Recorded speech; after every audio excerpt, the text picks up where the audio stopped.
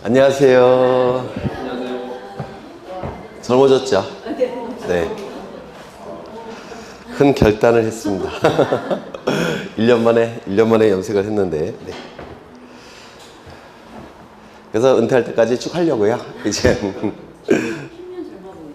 10년이요? 그럼 30대로 보인다는 말씀이신가요? 아, 그러시구나. 456쪽을 보겠습니다. 456쪽. 이번에 계약을 원인으로 한 소유권 이전 등기라고 되어 있죠. 네. 거기 보시면 거민계약서가 나오는데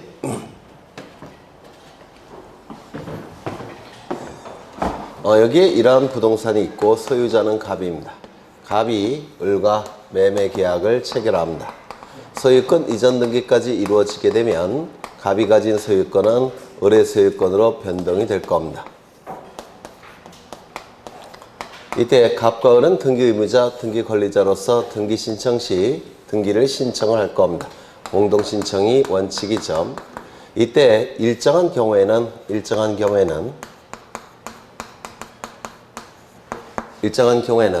등기원이 증서라는 게 있습니다. 등기원이 증서는 보통 계약서를 얘기해요.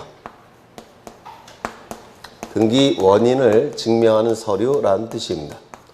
보통 계약서를 얘기하는데요. 이 계약서에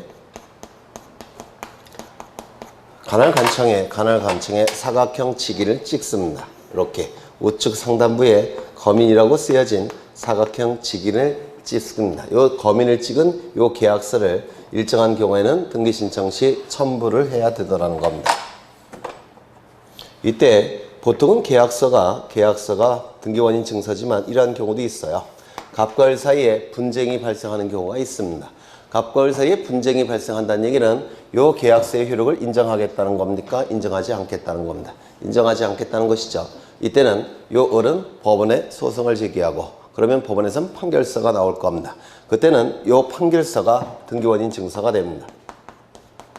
갑과 을 사이에 분쟁이 발생했을 때는 그 분쟁은 갑과 을 사이에 쓰여진 이 계약서의 효력을 인정하지 않겠다는 뜻이에요. 따라서 이때는 요 을이 법원에 소송을 제기하고 판결서가 나오면 이때의 등기원인 증서는 계약서가 아니라 판결서가 돼버려요. 요 판결서일 때도 등기원인이 계약이라고 한다면 요 판결서에 거민을 찍어야 됩니다. 이렇게 거민을 찍은 판결서를 등기 신청 시 첨부를 해야 돼요. 등기원인이 계약이라고 한다면. 그렇죠.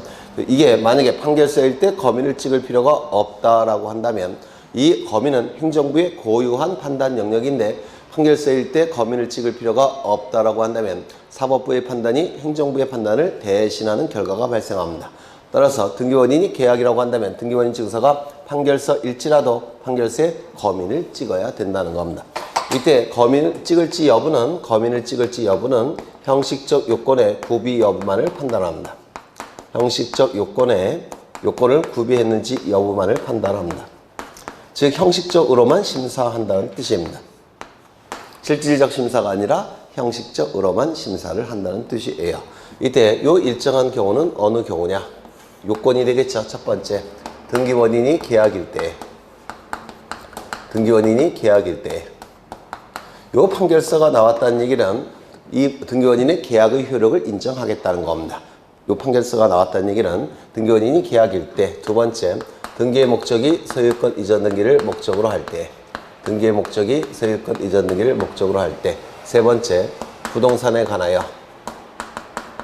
네 번째, 실체관계와 부합하는 등기를 위해서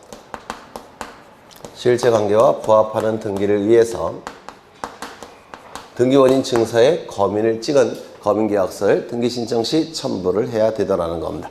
그렇다면 등기원인이 계약이 아니라고 한다면 거민계약서 작성하지 않습니다. 등기원인이 계약일 때만 작성을 하는 거예요.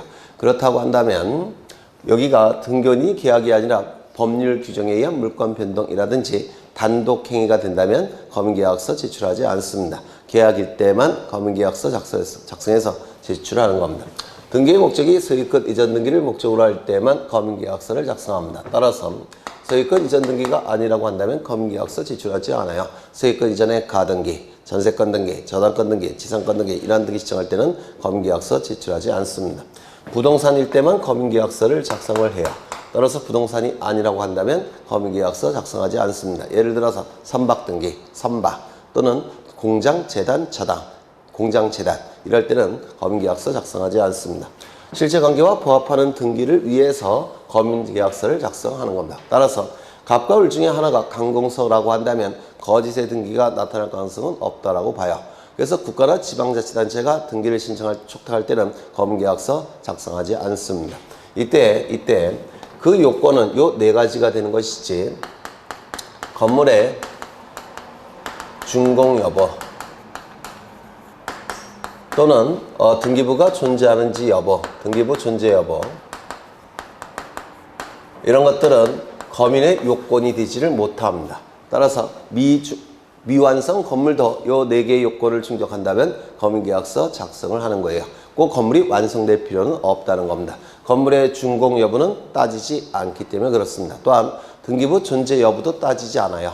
따라서 미등기 부동산이라고 하더라도 이 요건을 충족한다면 검인계약서 당연히 작성해서 제출하는 겁니다. 또한 토지거래 허가를 받았다고 한다면, 토지거래 허가가 있었다고 한다면 이 검인권자와 허가권자가 일치하기 때문에 허가 여부를 결정할 때 검인 여부도 따져봅니다. 따라서 토지거래 허가를 받았다고 한다면 검인계약서 별도로 작성하지 않습니다. 이런 것들이 이제 출제가 이루어지게 됩니다. 그렇다면 거기 보시면 계약을 원인으로 한 소유권 이전 등기 나와 있는데, 거기 1번에 보시면 계약을 원인으로 라는 문구 있죠. 등기 원인이 계약일 때만 검인계약서 작성합니다. 그 다음에 소유권 이전 등기를 신청할 때, 등기의 목적이 소유권 이전 등기를 신청할 때 검인계약서를 작성하는 겁니다. 여기는 언급되지 않았지만 우리는 부동산 공시법령을 보고 있죠. 따라서 부동산일 때만 당연히 검인계약서 작성하는 겁니다. 또한 등기부의 내용은 정확한 내용만 기록되어야 되니까 당연히 실체관계와 부합할 목적으로 검인계약서를 작성하는 겁니다. 책에는 언급이 없지만, 그 다음에 2번을 보시면 판결서 또는 판결과 같은 효력을 갖는 조서인 때에도 당연히 검인을 받아야 된다. 사법부의 판단이 행정부의 판단을 대신할 수가 없기 때문에 판결서라고 할지라도 등기 원인이 계약일 때는 당연히 검인계약서 작성해서 제출해야 됩니다. 3번을 보시면 형식적 심사권만 있으며 이렇게 돼 있죠.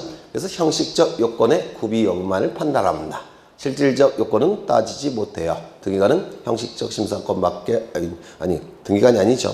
네, 그때는 형식적 요건의 구비 여부만을 따진다. 이것도 좀 기억해 두셔야 됩니다. 이런 것들도 기억해 두셔야 돼요. 건물의 준공 여부 또는 등기부 존재 여부는 따지지 않는다는 것. 또한 토지거래 허가를 받았다고 한다면 별도의 검인을 찍을 필요가 없다는 것. 그러면 그 밑에 표가 있는데 왼쪽에 검인을 받을 필요가 없는 경우 요거를 하나씩 이해를 해 보겠습니다. 이런 거 외우시는 게 아니라 하나씩 따져보는 거예요. 1번 경매, 공매, 상서, 수용, 시효취득. 뭐죠? 법률 규정에 의한 물권 취득이에요. 법률 규정에 의한 물권 취득이니까 등기 원인이 계약은 아니죠.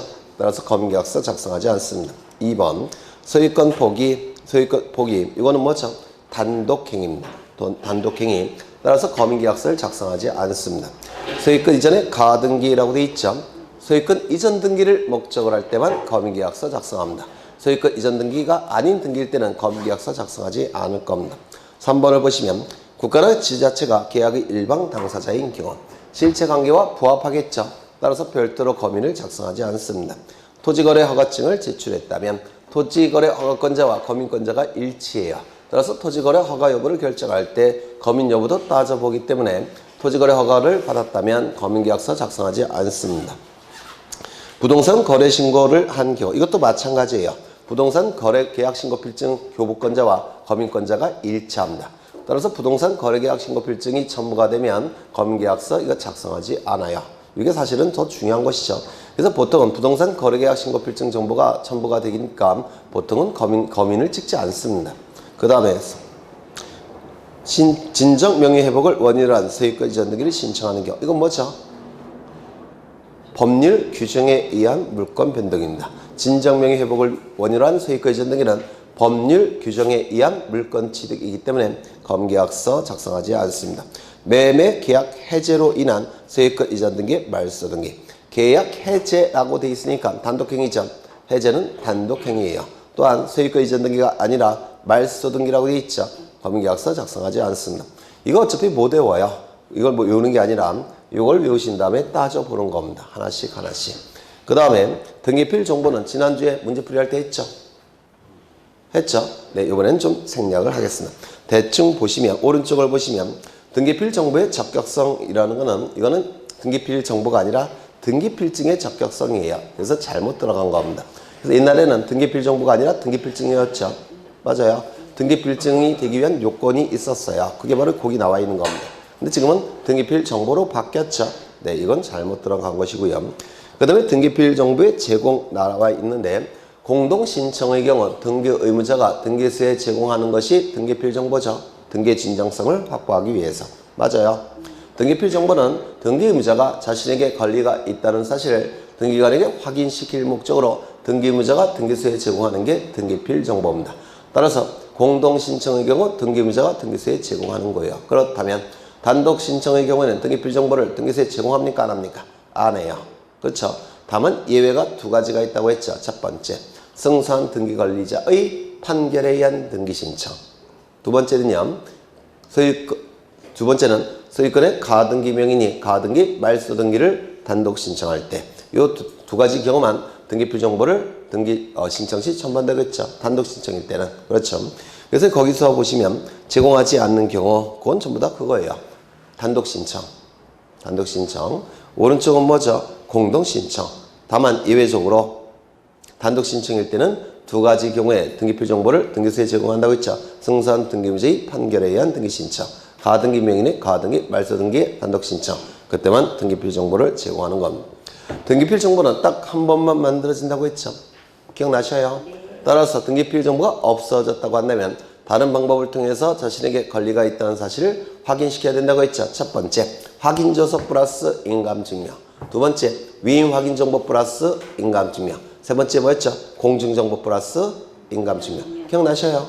네. 그래서 등기무자나 법정대리인이 직접 등기소에 출석해서 확인을 받아서 조서가 작성이 되면 그게 등기필 정보의 역할을 한다고 했죠. 확인조서 플러스 인감증명. 직접 출석하지 않고 대리인을 통해서 신청할 때는 대리인이 변호사나 법무사일 때는 위임 확인정보 플러스 인감증명. 그리고 대리인이 일반인일 때는 공증정보 플러스 인감증명. 기억나셔야 돼요. 네, 그 내용이 이제 거기 밑에 1, 2, 3번에 나와 있고요. 넘어가겠습니다. 그 다음에 제3자의 허가, 동의, 승낙을 증명하는 정보가 나와 있는데요. 거기 보시면 농지증이 나와 있죠. 농지증.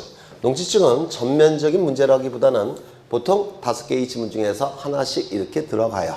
그럼 이 농지증은 첫 번째, 농지일 때만 첨부한다고 했는데 기억나셔요? 두 번째, 자신의 의지로 농지를 취득할 때만 농지증을 첨부한다고 했습니다. 세 번째, 농지를 새로이 취득할 때만 첨부한다고 했습니다. 네 번째, 취득은 소유권 이전 등기의 형식으로 취득할 때만 농지증을 첨부한다라고 했는데 얼핏 기억나실까요? 네 가지. 그렇다면 농지가 아니라고 한다면 농지증 첨부하지 않겠죠? 자신의 의지에 의해서 취득한 게 아니면 농지증 첨부하지 않을 겁니다. 새롭게 취득한 것이 아니면 농지증 첨부하지 않을 거예요. 소유권 이전 등기 형식이 아니라면 농지증 첨부하지 않을 겁니다. 맞아요. 그렇다고 한다면 첫 번째, 도시지역 내의 농지는 농지로서 보호를 받을 필요가 있을까요? 없을까요? 네? 도시지역 안에 있는 농지는 농지의 기능을 상실하겠죠. 그건 투자 아니겠습니까? 재산 증시. 따라서 도시지역 안의 농지는 농지증을 첨부하지 않습니다. 도시지역 안의 농지는 농지증을 첨부하지 않습니다. 두 번째, 농지 전용 협의가 이루어졌다면 농지증 첨부합니까? 첨부하지 않습니까? 농지 전용 협의가 이루어졌다는 얘기는 뭐냐면 농지였는데 농지 아닌 것으로 전용하기로 국가기관 간의 협의가 끝났다는 겁니다. 국가기관 간의 협의가 끝났다는 거예요. 그럼 더 이상 농지입니까? 아닙니까? 농지가 아니죠. 농지증 첨부하지 않을 겁니다. 맞아요. 그렇죠. 세 번째, 이거 했던 거예요. 다. 농지 전용 허가가 이루어졌다는 겁니다. 이때는 농지증 첨부할까요? 안 할까요? 이게 행정법상의 허가의 개념이 문제가 되는데요. 이 농지 전용 허가는 뭐냐면 농지였는데 농지 아닌 것으로 전용하기로 허가가 났다는 겁니다. 근데 이 허가라는 개념은 행정법상의 개념인데 이거 제가 공법 시간에 공부했냐고 여쭤도 봤는데 예전에 허가의 개념은 일반적으로는 원칙적으로는 전부 금지를 시키는 겁니다. 그리고 특정인에게만 허용하는 거예요. 이게 행정법상 허가의 개념입니다. 행정법에서 굉장히 중요한 개념이에요. 그래서 행정고시 같은 경우에는 이 허가라는 그러니까 논술식 문제도 출제가 돼요. 허가의 개념에 대해서 굉장히 중요한 의미인데 허가는 모든 자에게는 일반적으로 금지시킵니다. 그리고 예외적으로 특정인에게만 허용하겠다는 거. 이게 허가라는 개념. 강학성 허가 이렇게 불러요. 그러면 이걸 원칙으로 해야 됩니다. 이게 원칙이니까. 그러면 농지였던 것을 농지 아닌 것으로 전용하는 것을 어떻게 하는 겁니까? 금지시킨 거예요. 그럼 농지예요, 아니에요? 농지입니다. 맞습니까? 농지니까 농지증 첨부하겠습니까? 이건 첨부하지 않겠지만 이건 첨부해야 됩니다. 되셨을까요? 허가라는 개념이 만만치 않죠. 네. 그 다음에 자신의 의지로 취득할 때만 농지증 첨부합니다. 그렇다면 법률 규정에 의한 취득일 때는 농지증 첨부하지 않을 겁니다. 그렇죠? 뭐 있어요? 상속, 수요 이런 경우는 농지증 첨부하지 않을 겁니다. 그 다음에 새로이 취득할 때만 농지증을 첨부해요. 그렇다면 공유물 분할의 경우에는 새롭게 취득하는 겁니까? 원래 있던 것을 갖고 있는 겁니까? 그렇죠. 원래는 지분으로 갖고 있던 거죠. 지분으로 갖고 있던 것을 이제 현물로 전환시켜서 갖고 있는 거죠. 지분이었던 것을 현물로 바꿨을 뿐이에요. 이건 새롭게 취득하는 게 아니죠. 맞아요. 그 다음에 이거 세입권 이전 등기가 아니라면 농지증 첨부하지 않을 겁니다. 그러면 보죠. 농지증을 제공하지 않는 경우 나와 있는데 국가나 지자체가 농지를 취득한다면 이거는 구태여 농지증 첨부할 필요가 없겠죠. 네. 그 다음에 2번에 농지 전용 협의를 완료한 농지를 취득하는 경우 이건 더 이상 농지가 아니라고 했죠. 농지 전용 허가가 났다면 이때는 여전히 농지라고 했고요. 그 다음에 이것의 수요. 자신의 의지로 취득하는 게 아니라 법률 규정에 의한 취득이죠. 그 다음에 소유권 이전의 가등기. 소유권 이전 등기가 아닐 테고 그 다음에 지상권 설정 이건 소유권 이전 등기가 아니죠. 그 다음에 상서, 시효 취득. 이거는 이거는 법률 규정에 의한 취득이죠. 맞아요. 그 다음에 그 옆에 보시면 포괄유증. 포괄유증은 단독행위예요. 그럼 포괄유증을 받는 자 입장에서는 의지가 있습니까? 상대방이 주니까 그냥 받는 겁니다. 그래서 이것도 농지증을 첨부하지 않습니다. 그 다음에 토지거래 허가증 나와 있는데 토지거래 허가증은 첫 번째 유상일 때, 두 번째 등기원인이 계약이거나 또는 이약일 때에, 세 번째 소유권에 관한 등기이거나 또는 지상권에 관한 등기를 신청할 때 이때 토지거래 허가서를 첨부하는 겁니다. 이때 예약을 포함시킨 이유는 가등기를 포함시키기 위해서 예약을 포함시킨 거예요. 그래서 소유권에 관한 가등기, 지상권에 관한 가등기를 신청할 때도 토지거래 허가서를 첨부해야 될 겁니다. 그러면 그 밑에 보시면 토지거래 허가 대상이 아닌 경우 나와 있는데 무상계약, 증여계약, 지료가 없는 지상권 설정 등기, 지상권 이전 등기 이런 건 무상이죠. 맞아요. 네, 토지거래 허가서 첨부하지 않습니다. 상소, 이건 뭐죠? 법률 규정, 계약이 아니죠. 포괄유증, 단독행위입니다. 따라서 이것도 계약이 아니고요. 진정명의회복, 법률 규정, 시효취득, 법률 규정, 토지거래 허가서 첨부하지 않습니다. 전세권, 지역권, 저당권, 임차권 등기, 소유권 등기나 지상권 등기를 신청할 때만 토지거래 허가서 첨부하죠. 그 다음에 가등기에 의한 본등기 시, 본등기할 때 가등기도 포함된다고 했죠. 가등기할 때 여기 가등기할 때 토지거래 허가서 첨부하니까 본등기 신청할 때는 첨부하지 않을 겁니다. 그 다음에 허가구역 지정 이전에 계약을 체결한 후 허가구역 지역 지정 후 등기를 신청한 경우 이것도 판례 이론인데요. 시간이 이렇게 흘러가는데 이 시점은 토지거래 허가구역으로 지정된 시점이에요. 그리고 이 시점은 그 지역이 토지거래 허가구역에서 해제된 시점입니다. 그래서 이 시점부터 이 시점까지가 토지거래 허가구역입니다. 이때만. 이때 계약도 토지거래 허가구역일 때 계약이 체결돼야 되고 등기를 신청할 때도 토지거래 허가구역일 때 등기를 신청해야지만 토지거래 허가서를 첨부하는 겁니다. 계약 체결 시점도 토지거래 허가구역이어야 되고 등기를 신청할 때도 토지거래 허가구역이어야 돼요. 그렇다면 토지거래 허가구역이 아닌 시점에 계약을 체결했습니다. 그런데 등기를 신청할 때는 토지거래 허가구역이더라는 겁니다. 이때는 토지거래 허가서 첨부합니까? 안 합니까? 안 합니다. 또는 계약을 체결할 때는 토지거래 허가구역이었어요. 그런데 등기를 신청할 때는 토지거래 허가구역이 아닙니다. 토지거래 허가서 첨부할까요? 안 할까요? 안 해요. 이건 민법에서도 출제될 가능성이 있는 판례죠. 조금 더 올라가 볼까요? 시간이 이렇게 흘러갑니다. 이 시점은 토지거래 허가구역으로 지정이 됐어요. 그리고 이 시점은 토지거래 허가구역에서 해제가 됐습니다. 그래서 이 시점은 토지거래 허가구역이에요. 그런데 나중에 토지거래 허가구역으로 다시 지정이 됐습니다. 그리고 다시 해제가 됐어요. 뭐 장난치는 것도 아니고. 네. 이때가 토지거래 허가구역이었습니다. 그런데 계약이 이때 체결됐다는 겁니다. 그리고 등기 신청은 이때 이루어졌다는 겁니다. 이때 토지거래 허가서 첨부할까요? 안 할까요? 기출문제예요. 기출문제. 네? 첨부 안 합니다. 왜냐면 해제가 이루어졌으니까 이 계약은 처음부터 토지거래 허가구역이 아닌 시점에 계약이 체결된 것으로 간주합니다. 무슨 말인지 아시겠죠? 따라서 이때는 토지거래 허가서 첨부하지 않습니다. 되셨죠? 네.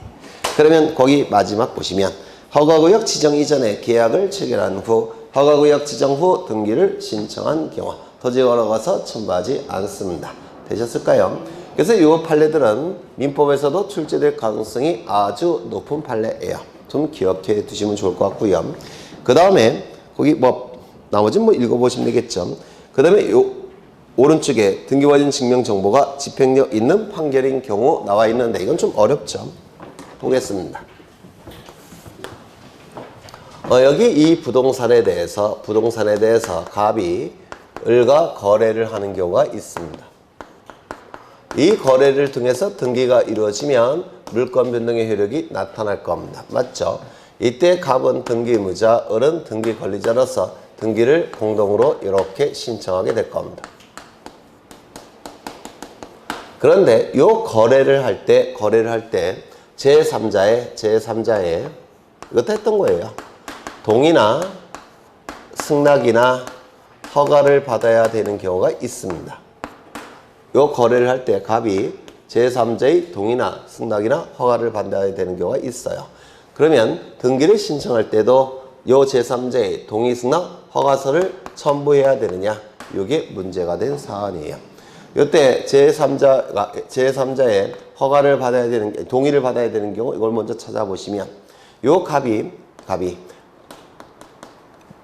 미성년자나 행위 무능력자라고 한다면 뭐가 필요합니까? 법정 대리인의 동의. 맞아요. 그 다음에 이 갑이 이 부동산에 관한 임차권을 제3자에게 양도할 때는 뭐가 필요할까요? 임대인의 승낙. 맞아요. 그 다음에 이게 토지거래 허가구역이라고 한다면 갑이 을에게 넘길 때 관할관청의 허가가 필요하죠. 그렇다면 등기 신청 시 이걸 첨부해야 될 겁니다. 맞아요. 이걸 첨부해야 돼요. 왜? 이런 것이 필요하니까 이런 것이 있었다는 걸 등기관에게 증명해야 되겠죠. 따라서 이러한 동의서, 승낙서, 허가서를 첨부해야 될 겁니다. 그런데 갑이 안 해줍니다. 등기를 신청하지 않아요. 그러면 을은 어디로 갈까요? 법원에 소송을 제기할 겁니다. 서가 제기가 되면 법원에서는 요 을이 소송을 제기할 때 증거 자료를 제출하게 되면 법원은 승소 판결을 내주겠죠. 그리고 이 판결이 확정이 됐다면 요 을은 승소한 등기 권리자로서 등기를 단독으로 신청할 수가 있을 겁니다. 을의 신청이 없어도. 맞아요. 그렇죠. 이때 이 승소한 확정 판결서는 어떠한 내용이 기록이 되느냐면 주문이 나오고 그리고 이유가 나오고 원고와 피고가 기록이 돼요. 원고는 을이 될 테고 피고는 갑이 될 겁니다. 이때 이 판결 이후에 제3자의 동의, 승낙, 허가 여부가 기록이 되어 있건 기록이 되어 있지 않건 이때 제3자의 동의, 승낙, 허가서는 제출할 필요가 없습니다. 제출할 필요가 없어요. 왜 그럴까요? 소송이 진행되는 도중에 제3자는 증인으로서 출석해서 증언을 했겠죠. 그 증언을 통해서 판결이 나왔을 겁니다. 맞아요. 따라서 그 판결이 나왔다는 얘기는 제3자의 동의, 승낙, 허가 여부가 확인이 됐다는 뜻이에요. 따라서 이 판결 이후에 제3자의 동의, 승낙, 허가 여부가 기록됐건 기록되지 않았건 제출할 이유가 없습니다. 이거 이해가 되실까요? 되셨죠? 두 번째. 요 제3자가 행정관청이라고 한다면 얘기가 달라집니다. 왜냐면 행정관청의 장이 보통 소송에서 증인으로 나올까요? 안 나올까요? 잘 안 나와요. 건방지게. 맞아요. 따라서 이 제3자가 행정관청이라고 한다면 판결 이후에 기록이 됐다고 한다면 이거는 나왔다는 뜻이에요. 맞죠? 증인으로. 따라서 이때는 제출하지 않습니다. 그런데 기록되지 않았다면 안 나왔다는 뜻이죠. 따라서 이때는 제출해야 됩니다. 요거 얘기가 되실까요? 되셨죠? 세 번째. 이게 첫 번째, 두 번째, 세 번째. 제3자가 행정관청이고 가장 중요한 권리인 소유권이 넘어가는 등기라고 한다면 가장 중요한 등기인 소유권 이전 등기라고 한다면 이때는 너무나도 중요하기 때문에 소유권 이전 등기는 너무나도 중요하기 때문에 판결 이후에 기록이 됐건 기록이 되지 않았건 무조건 행정관청의 요 동의, 승낙, 허가서는 제출해야 됩니다.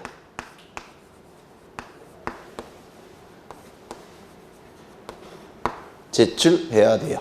그럼 어디서 갈리는 건가요? 여기서. 그렇죠. 네.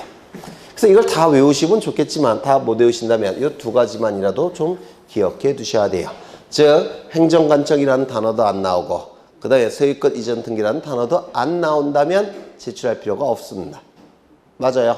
근데 행정관청이라는 단어도 나오고 소유권 이전 등기라는 단어도 나오면 무조건 제출한다는 겁니다. 이렇게 두 가지만이라도 좀 기억해 두실 필요가 있다라고 보여집니다.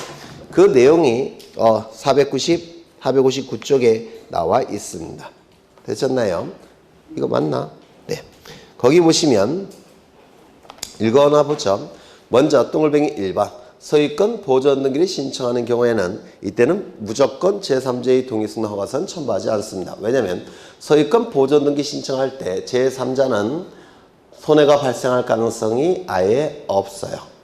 따라서 소유권, 이게 왜 여기 들어간지 모르겠지만 소유권 보존 등기 신청할 때는 제3자의 동의서, 승낙서, 허가서는 무조건 제출하지 않습니다. 이거 좀 기억해 두셔야 되고요.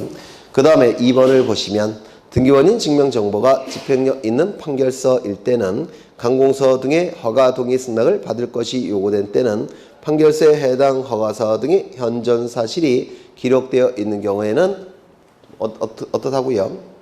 첨부 안 합니다. 그렇겠죠? 네.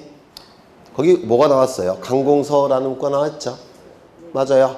관공서라는 문구가 나오면 행정관청을 얘기해요.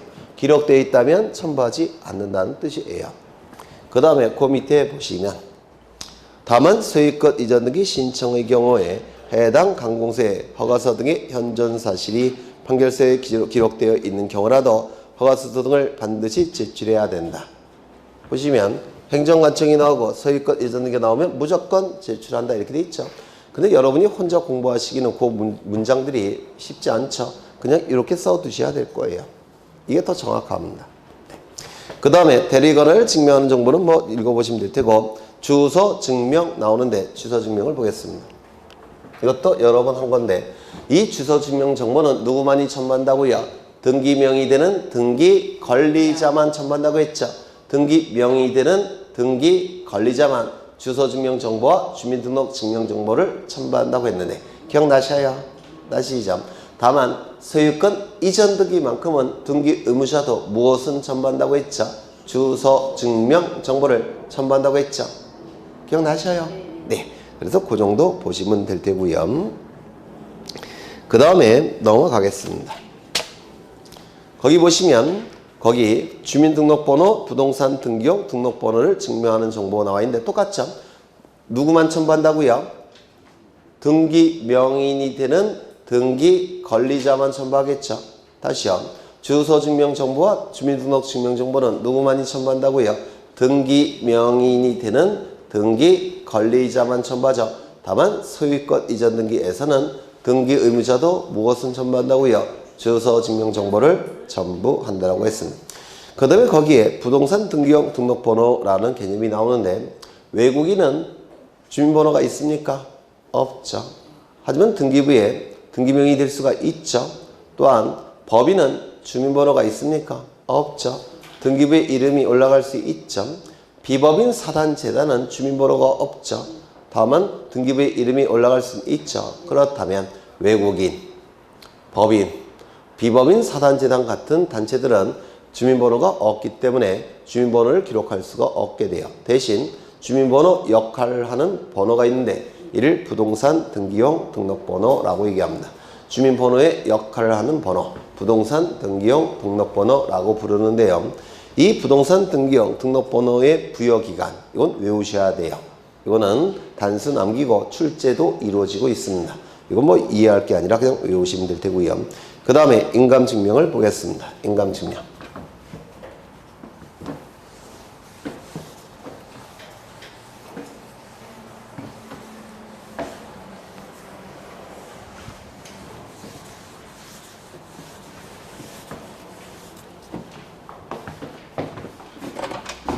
여기에 이러한 부동산이 있고 소유자가 갑입니다.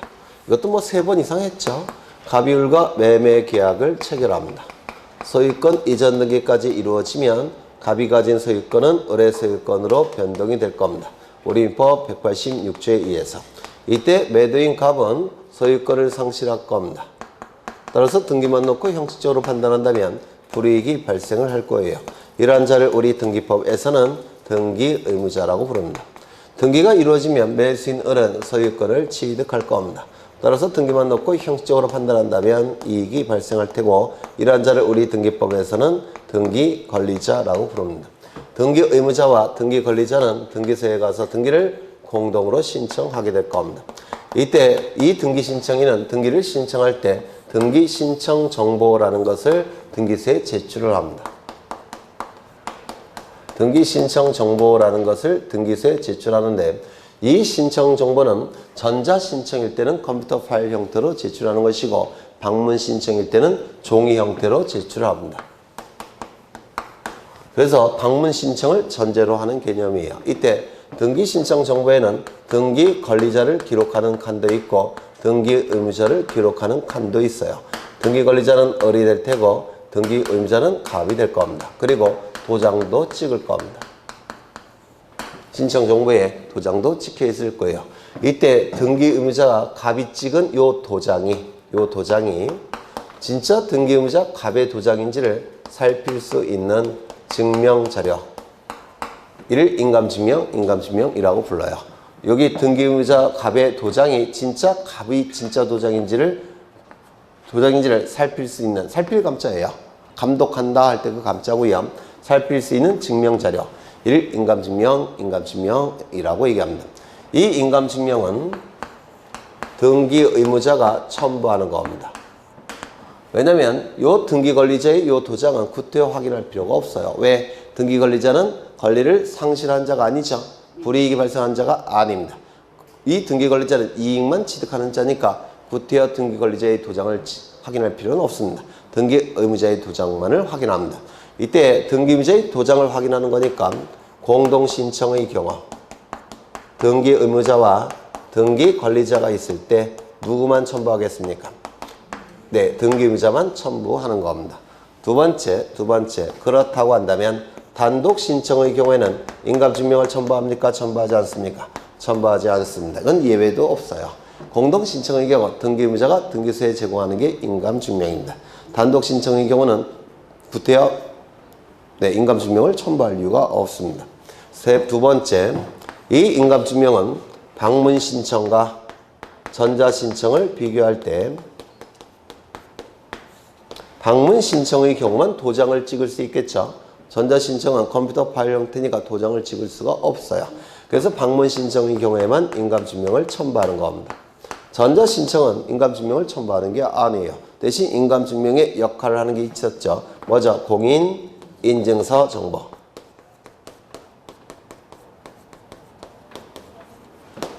방문 신청은 인감증명, 전자 신청은 공인 인증서 정보를 첨부하는 겁니다. 그 다음에 세 번째, 관공서의 촉탁에 의한 등기는 거짓으로 등기 신청할 가능성이 있습니까? 관공서가. 따라서 인감증명을 첨부할까요? 안 할까요? 안 합니다. 그렇죠. 그리고 요즘에는 여기다가 도장을 찍는 대신 사인을 하는 경우가 있어요. 제 사인입니다. 도장을 찍는 대신 사인하는 경우가 있습니다. 이걸 서명이라고 하는데, 서명을 했다면, 사인을 했다면 인감증명은 의미가 없겠죠. 인감증명은 도장을 찍었을 때 필요한 겁니다.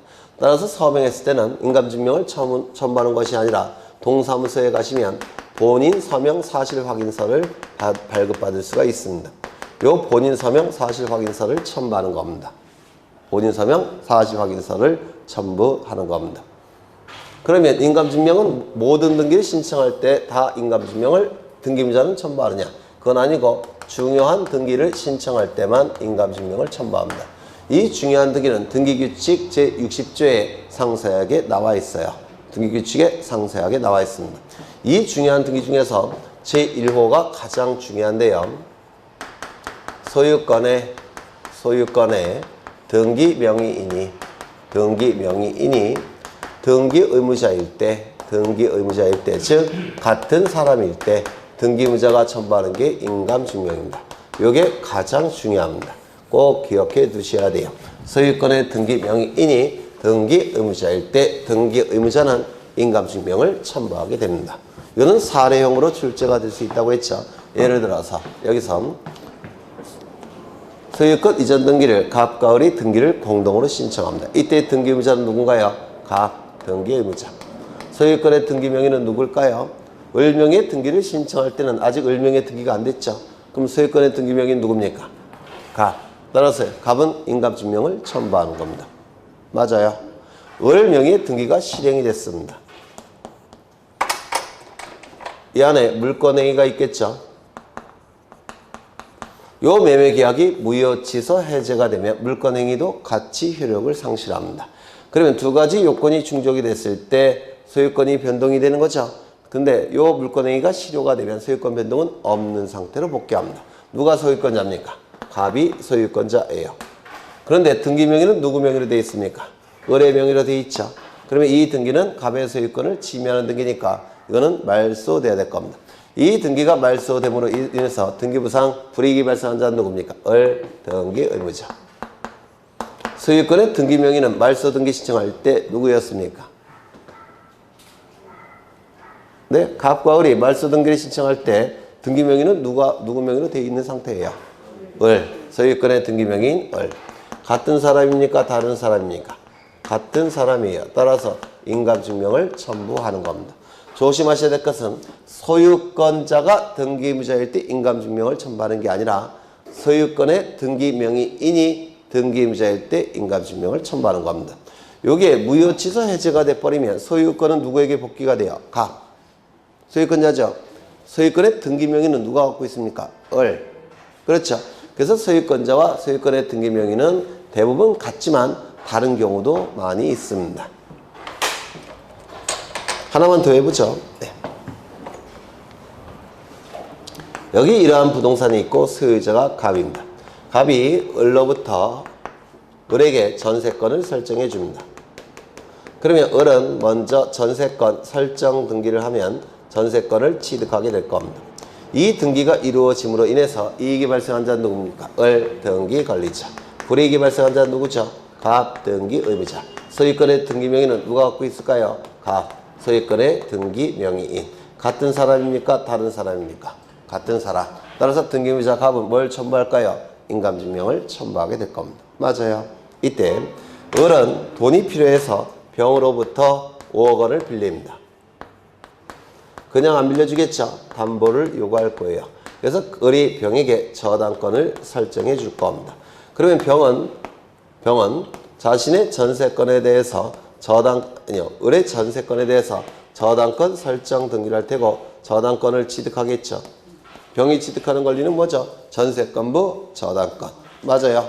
이 등기가 이루어짐으로 인해서 이익이 발생한 자는 누굽니까? 병 등기 관리자. 불이익이 발생한 자는 누구죠? 을 등기 의무자. 소유권의 등기 명의는 누굴까요? 갑 소유권의 등기 명의. 같은 사람입니까? 다른 사람입니까? 다른 사람이죠. 따라서 을은 인감증명 첨부합니까? 안 합니까? 첨부하지 않을 겁니다. 다른 사람이니까. 맞아요. 더 해보죠. 이것이 변제가 됐더라는 겁니다. 5억이 변제가 됐어요. 그러면 병의 저당권은 소멸될 테니까 이 등기는 어떻게 돼야 될까요? 말소가 돼야 되겠죠. 이 등기가 말소됨으로 인해서 등기만 넣고 볼 때 불이익이 발생한 자는 누굽니까? 병 등기 의무자. 이익이 발생한 자는 누군가요? 을 등기 관리자. 소유권의 등기 명의는 누굽니까? 갑 소유권의 등기 명의. 같은 사람입니까? 다른 사람입니까? 다른 사람이죠. 따라서 인감증명 첨부합니까? 안 합니까? 안 할 겁니다. 이렇게 사례형으로 출제가 돼요. 이건 외워도 전혀 의미가 없습니다. 등기임자가 누군지, 소유권의 등기 명의인이 누군지 찾아보셔야 돼요. 같은 사람이면 첨부하는 것이고 다른 사람이면 첨부하지 않습니다. 하나만 더 보죠. 여기 이런 부동산이 있고 소유자가 갑입니다. 갑이 을에게 소유권에 관한 가등기를 설정해 줍니다. 그러면 요 을은 소유권에 관한 가등기가 이루어질 텐데 이 등기가 이루어짐으로 인해서 이익이 발생하는 자는 누굴까요? 을 등기 관리자. 불이익이 발생하는 자는 누굴까요? 갑 등기 의무자. 소유권의 등기 명의는 누구죠? 갑이겠죠. 소유권의 등기 명의. 같은 사람입니까? 다른 사람입니까? 같은 사람. 따라서 등기임자 갑은 가등기 신청할 때 인감증명을 첨부해야 됩니다. 맞아요. 그렇죠. 두 번째, 요 가등기를 말소해야 되겠다는 겁니다. 이 가등기가 말소됨으로 인해서 불이익이 발생한 자는 누굴까요?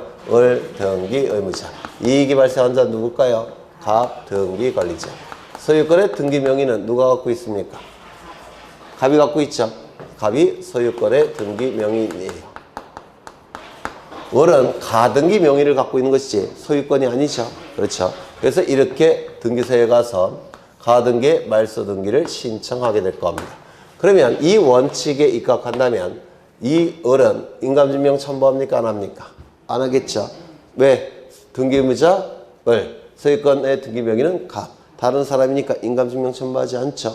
그런데 문제는 갑과 을이 등기신청서를 등기소에 제출할 때 등기의무자 을의 도장을 등기관은 확인할 필요가 있을까요? 없을까요? 있습니다. 그 이유는 소유권에 관한 가등기는 자본주의 사회에서 너무나도 중요한 재산적 권리이기 때문에 재산권이기 때문에 요 을의 의사를 확인할 필요가 있습니다. 그래서 예외적으로 인감증명을 첨부하는 겁니다. 소유권의 등기 명의인이 등기의무자가 비록 아니지만 소유권에 관한 가등기, 말소등기 신청할 때는 가등기 명의인의 인감증명을 예외적으로 첨부하는 겁니다. 예외적이니까 시험에 잘 나와요. 그런데 조심하셔야 될 것은 소유권에 관한 가등기만 중요한 재산권이에요. 따라서 여기가 소유권이 아니라 전세권에 대한 가등기, 그럼 뭐 지상권에 관한 가등기, 저당권에 관한 가등기 신청할 때는 인감증명 첨부하지 않습니다. 원칙으로 돌아가서 뭐만 인감증명 첨부한다고요? 소유권에 관한 가등기, 말소등기 신청할 때만 인감증명을 첨부하는 겁니다. 이거 얼핏 이해가 되시죠? 그러면 거기 인감증명의 제출을 요하는 경우가 나와 있는데 이 기억을 보시죠. 소유권의 등기 명의인이 등기 의무자일 때 뭘 첨부한다고요? 인감증명. 니은을 보시죠. 소유권에 관한 가등기 명의인이 가등기, 말소등기 신청할 때 가등기 명의인에 뭐가 필요하다고요? 인감증명. 니은은 예외 첫 번째예요. 꼭 기억해 두셔야 되고요. 그 다음에 세 번째. 이거는 이미 말씀을 드렸죠. 확인조서 플러스 인감증명. 위임 확인정보 플러스 인감증명. 공증정보 플러스 인감증명. 언제죠? 등기필 정보가 없어졌을 때 등기필 정보를 대신하는 게 있다고 했죠. 그게 뭐라고요? 확인조서 플러스 인감증명. 위임 확인정보 플러스 인감증명. 공증정보 플러스 인감증명. 기억나셔요? 기억나셔야 됩니다. 그 다음에 거기 밑에 기타의 경우가 나와 있는데요. 거기 기억 니은이 만만치 않죠. 이것 좀 보겠습니다. 기억 니은. 시간이 이렇게 흘러갑니다. 시간이 이렇게 흘러가는데요. 요 시점은 이거 여러 번 했던 거예요. 여기는 100번지 토지고 여기는 101번지 토지입니다. 여기는 면적이 40제곱미터고요. 여기는 면적이 50제곱미터입니다. 100번지 토지는 소유자가 갑이고 101번지 토지도 소유자가 갑이에요. 갑은 다른 요건을 충족했다면 합병을 신청할 수 있을까요? 없을까요? 지적소관청에게. 있겠죠. 소유자가 같으니까. 그래서 지적소관청에게 합병을 신청합니다. 다른 요건을 충족했다면 지적소관청은 합병 처분을 해줄 겁니다. 이제 지적공부에서는 두 필지가 한 필지로 바뀌었을 겁니다. 맞아요. 합병 처분이 났으니까. 그런데 지적공부에서 한 필지가 됐다고 해서 한 필지가 완성되는 건 아니죠. 등기부에서도 한 필지가 돼버려야 됩니다. 따라서 요 시점에 100번지, 101번지, 그리고 40제곱미터, 그리고 50제곱미터. 이때 하필 등기가 신청이 돼야 됩니다. 즉 등기부에서도 하필이 이루어져야 돼요. 그러면 이제 여기서 하필 등기가 신청이 됐으니까 등기소는 하필 등기를 해줄 수 있겠죠? 맞아요. 네. 하필 등기가 됐다면 이제 한 필지가 완성이 되는 겁니다. 지적공부에서도 한 필지가 됐고 등기부에서도 한 필지가 된 겁니다. 문제는 이 지적소관청의 합병 처분이 이루어지는 시점과 등기소의 하필 등기가 이루어진 시점 사이에는 시간적인 갭이 존재합니다. 맞아요. 시간적인 갭이 존재하니까 중간에 이럴 가능성도 있습니다. 100번지, 101번지, 40제곱미터, 50제곱미터. 토지 소유자가. 하필 등기가 이루어지는 시점은 이 시점이니까 그 이전에는 하필 등기가 아직 안 됐죠. 100번지 등기부 따로 있고 101번지 등기부 따로 있겠죠. 이때 갑이 101번지를 을에게 소유권 이전 등기를 해줬다는 겁니다. 을에게.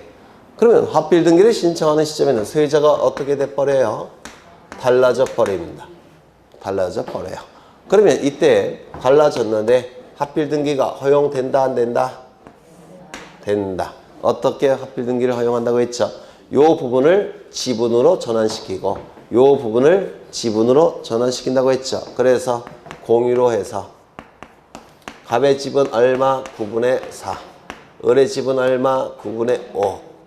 이렇게 하필 등기를 허용한다라고 했습니다. 다만 전제 조건이 두 가지가 있다고 했죠. 두 가지 전제 조건을 충족해야 된다. 첫 번째, 합병 처분 이후 하필 등기 이전에 소유자가 달라져야 됩니다. 이게 첫 번째 요건이에요.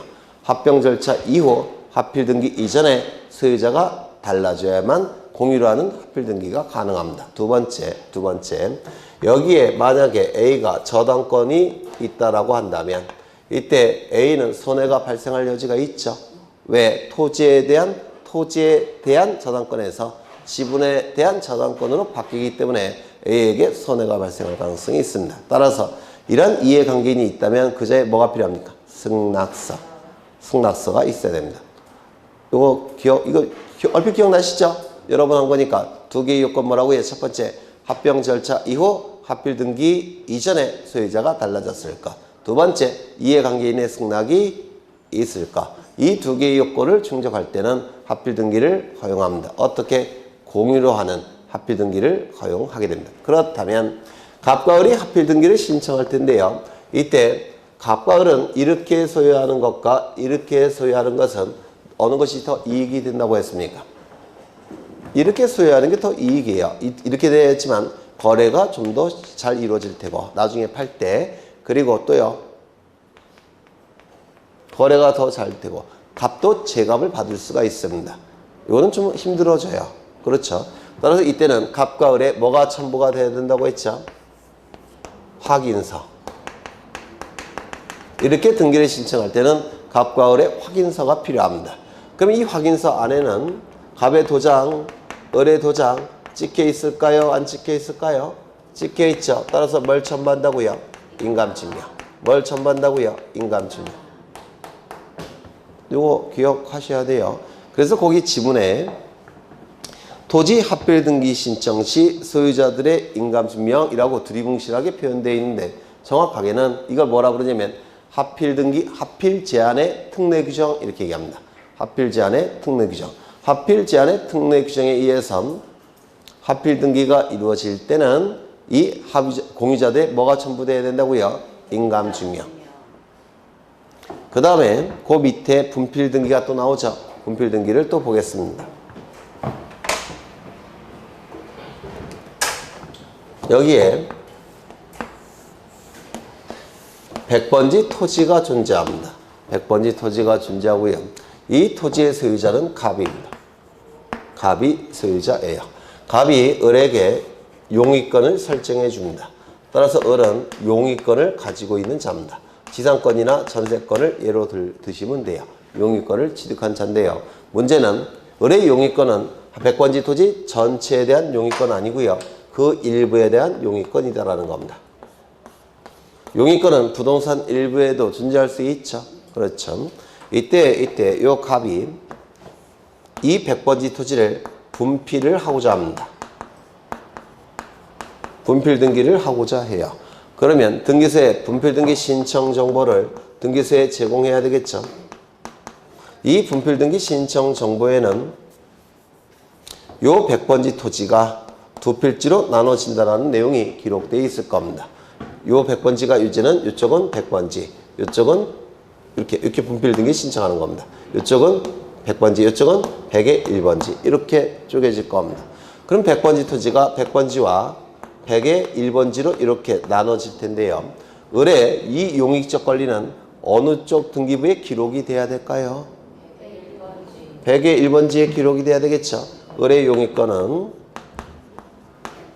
100의 1번지 등기부에 기록이 돼야 될 겁니다. 그런데 여기가 도로가 나 있다라고 한다면 갑은 이쪽으로 옮기고 싶은 생각이 들까요? 안 들까요? 들겠죠. 따라서 이때는 을의 확인서를 첨부해야 됩니다. 을의 확인서를 받아서 첨부를 해야 돼요. 이쪽에 존재한다는 걸. 되셨죠? 그럼 이 확인서 안에는 을의 도장이 찍혀 있을까요? 안 찍혀 있을까요? 찍혀 있겠죠? 이때 뭘 첨부한다고요? 인감증명. 이걸 얘기하는 겁니다. 그래서 거기 밑에 니은을 보시면 토지 분필 등기 신청 시 지상권 등 용의권자 정보를 첨부하는 경우에 그 용의권자의 인감증명을 등기소에 제출해야 된다는 겁니다. 되셨을까요? 네. 그 다음에 오른쪽을 보시면 오른쪽을 좀 보겠습니다.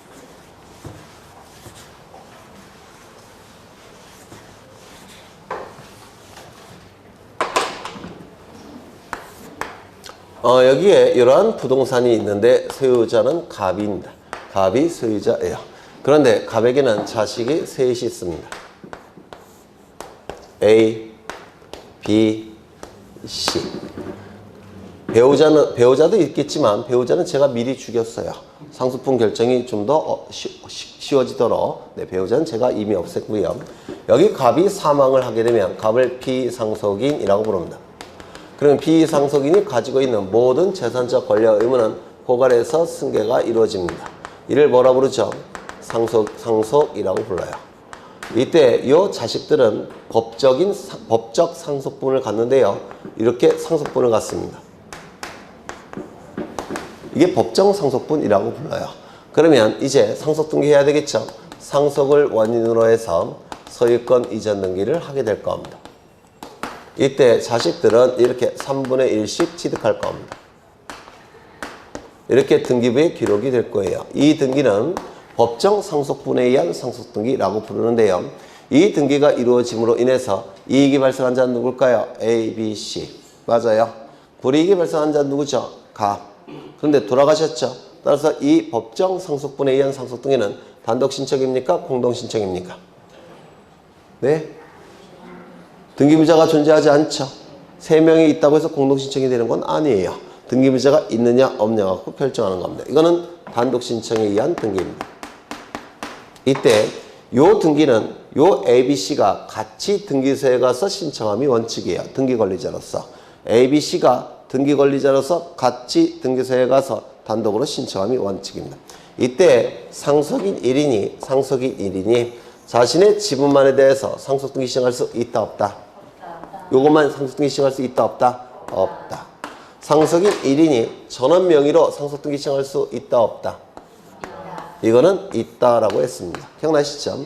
그럼 이 등기가 된 다음에 무슨 일이 일어났느냐면 요 A가 맞은데 B와 C를 부릅니다. 불러서 이렇게 얘기를 해요.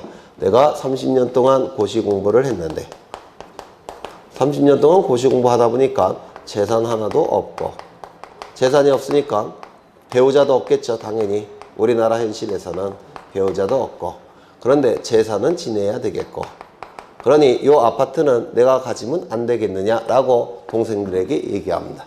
그러면 배우자를 대동하지 않았다면 동의해 주겠죠?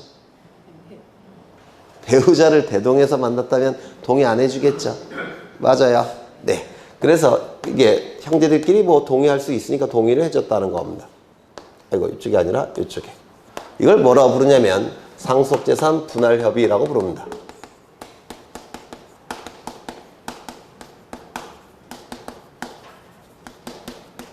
상속재산 분할협의라고 불러요. 그럼 상속재산 분할협의가 이루어졌다면 반드시 갑 A의 시각에서는 이걸 서류로 작성해 놔야 돼요. 왜냐면 만났을 때는 동의해 주겠지만 집에 가면 딴소리 할 수도 있죠. 그래요? 안 그래요?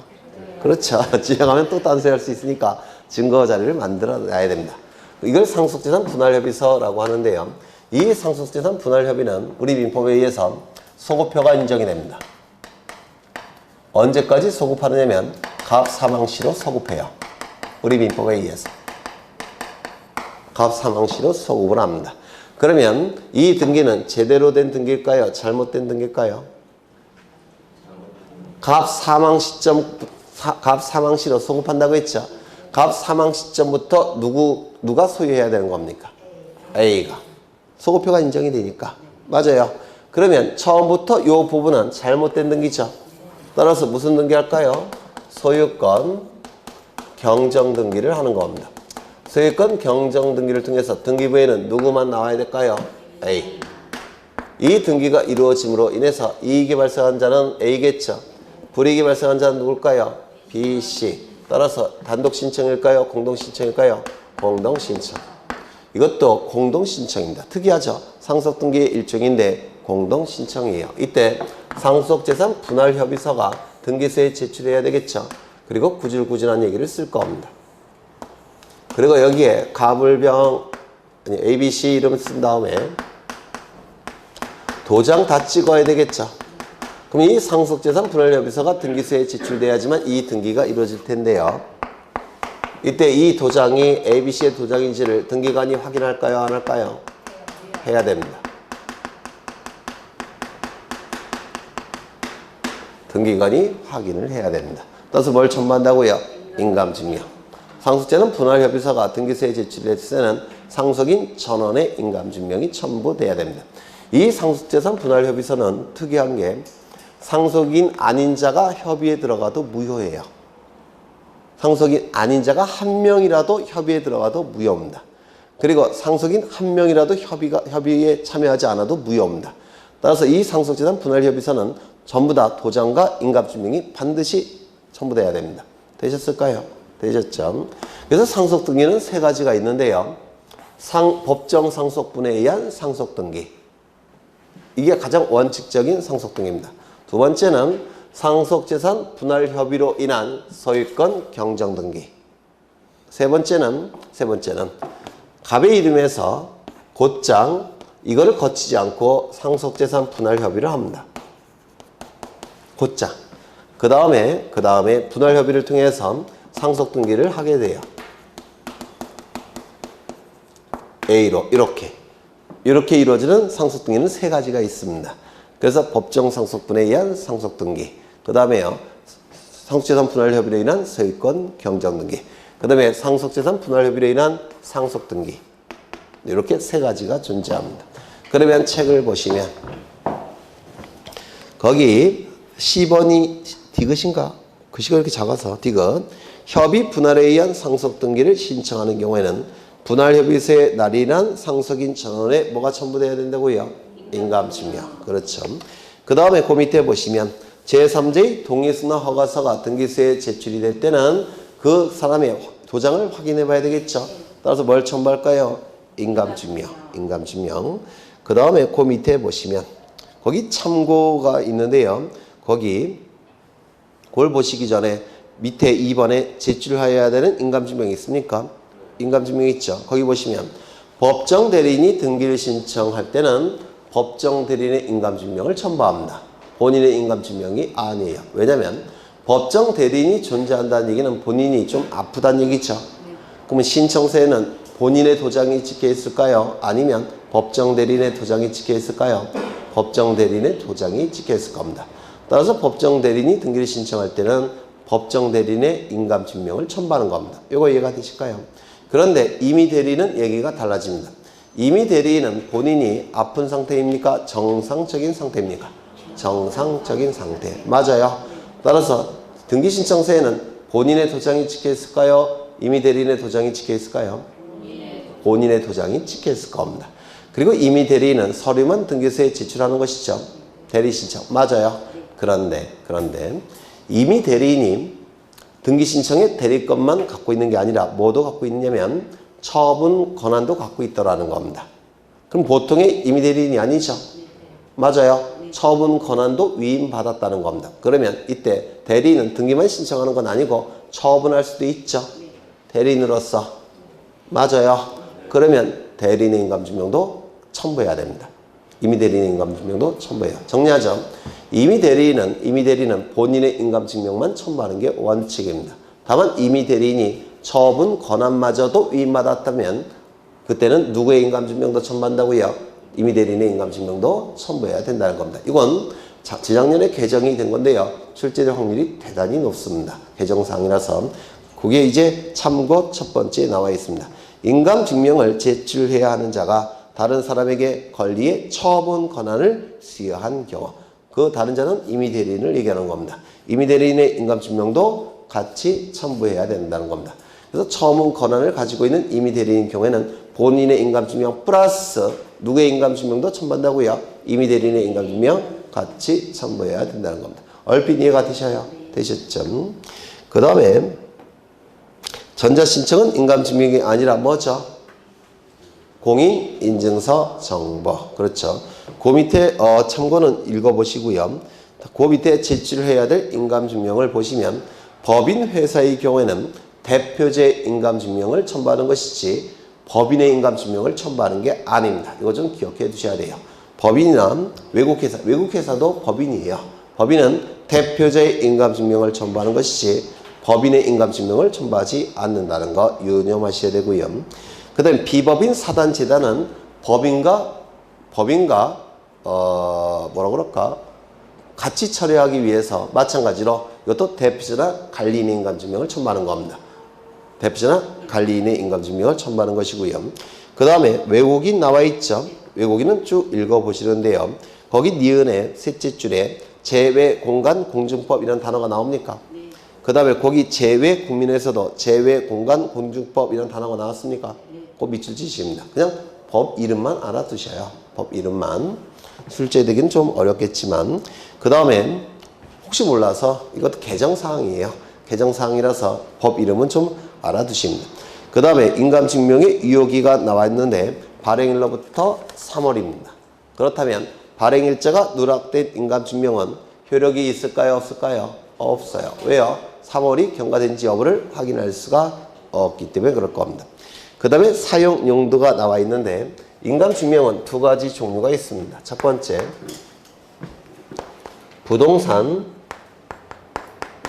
매도형